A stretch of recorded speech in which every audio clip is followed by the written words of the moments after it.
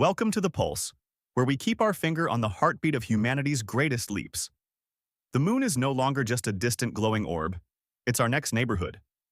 After decades of looking up and wondering, we are finally going back. This isn't just a mission, it's the dawn of a new era. Artemis II, humanity's giant leap, back to the lunar frontier. For the first time in over 50 years, humans are returning to the moon. NASA's Artemis II mission is the pivotal second chapter of the Artemis program, serving as the first crewed flight test that will pave the way for a permanent human presence on the lunar surface. The mission objective.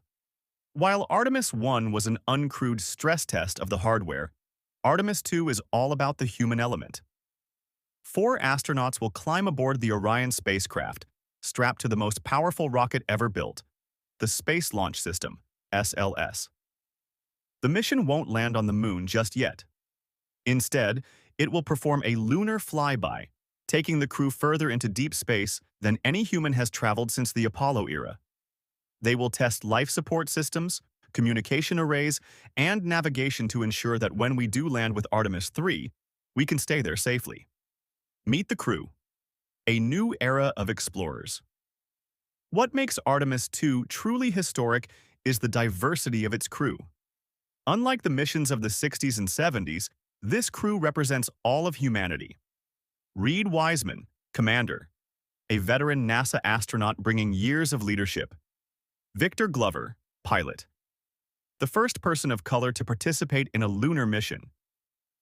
Christina Koch, mission specialist, the woman who holds the record for the longest single spaceflight by a woman, now becoming the first woman to head to the moon. Jeremy Hansen, mission specialist, representing the Canadian Space Agency, marking the first time a non-American has left Earth's orbit. The technology behind the journey. The success of Artemis II relies on 2 massive pieces of engineering. The SLS rocket. Standing at 322 feet, it produces 8.8 million pounds of thrust, 15% more than the legendary Saturn V.